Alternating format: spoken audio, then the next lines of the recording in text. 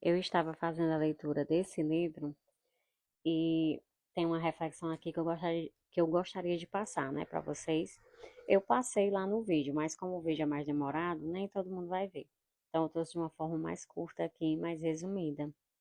Nesse livro maravilhoso, que é apenas uma das obras de Napoleão Hill, né? Que ele teve muitas, muitas. A gente vê o quanto, eu tenho certeza que muita gente se identifica. Porque eu cheguei num trecho aqui onde ele fala, ele já falou, ó, sobre a voz que ele escutou no caso claramente, que a gente sabe que foi o eu superior, né, como a gente conhece, centelha divina e tantos outros nomes, mas também ele chega numa parte onde não era o eu superior, não era a centelha divina, no caso era o cérebro dele, né, o cérebro, o ego, o que fosse, fazendo ele duvidar da capacidade dele.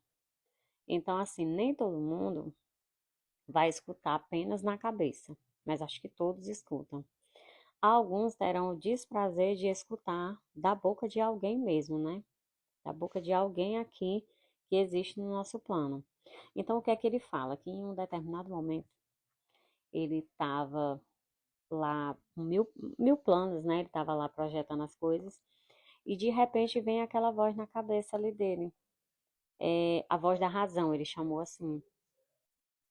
E essa voz, né, da razão, disse assim para ele: como é que eu, com depressão, aí ele nomeou os problemas que ele tinha na época, que não eram poucos, mas um dos principais, né, com depressão, com isso, com aquilo outro, um fracassado na linguagem popular, né, cheio de problemas, como é que ele, nessa situação, ia criar um manuscrito ensinando às pessoas a fórmula do sucesso?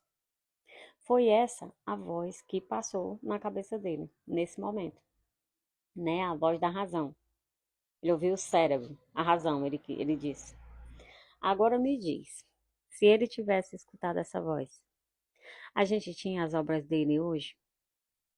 Porque todo mundo que lê um livro do Napoleão Hill se modifica de alguma forma. Então, assim, ele tem muitas obras, cada uma melhor do que a outra.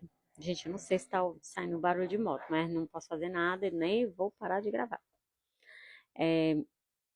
Cada pessoa que já conheceu as obras dele sabe o quanto são incríveis e o quanto já transformou a vida de milhares de pessoas.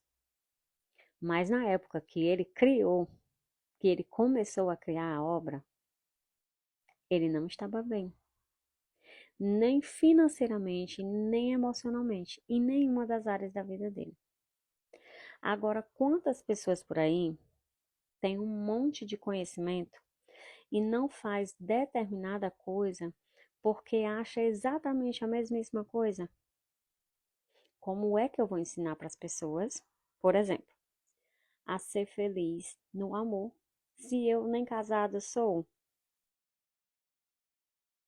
Eu estou dando um exemplo, mas pode ter certeza que existem pessoas que não são casadas, porque talvez a sua hora ainda não tenha chegado, ou porque ela tinha um propósito ali, um processo para passar de lapidação, onde ela ia aprender muita coisa e por isso ainda não casou. Mas essa pessoa saberia sim ensinar sobre relacionamento? Quantas pessoas por aí não vivem bem financeiramente, mas saberiam sim ensinar o processo para as outras?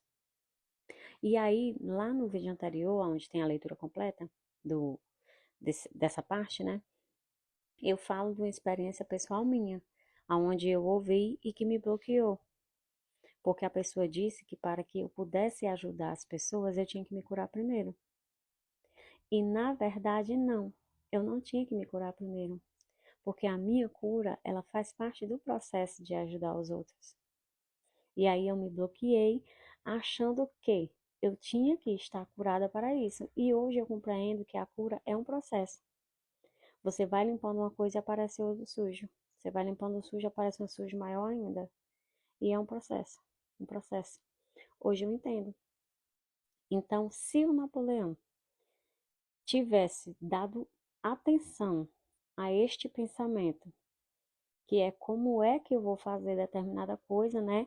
Se eu não vivencio isso, ele se achou hipócrita, né? Ele se achou hipócrita nessa situação.